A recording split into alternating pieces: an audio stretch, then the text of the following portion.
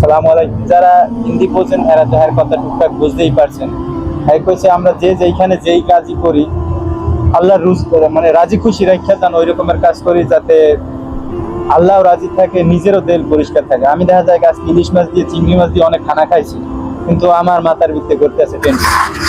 কি টেনশন, অনেক টেনশন, যে নানান টেনশন মানুষের থাকে। তো এই জন্য হালাল রুজি খাইতে হইব, মানুষের সাথে ভালো ব্যবহার করতে হইব, এই আর কি।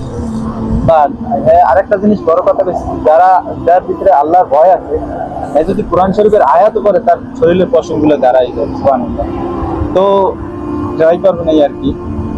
বেশি কিছু করবেন যে জ্ঞান দেয় না, ওই রকমের কিছু না ভাই।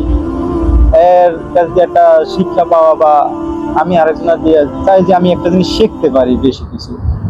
এই না যে আমি অনেক বড় পণ্ডিত বা অনেক কিছু জানি, জাননেওয়ালা বহুত কিছু জানে, আল্লাহ রসুলের থেকে তো আর মানুষ বেশি কিছু জানে না।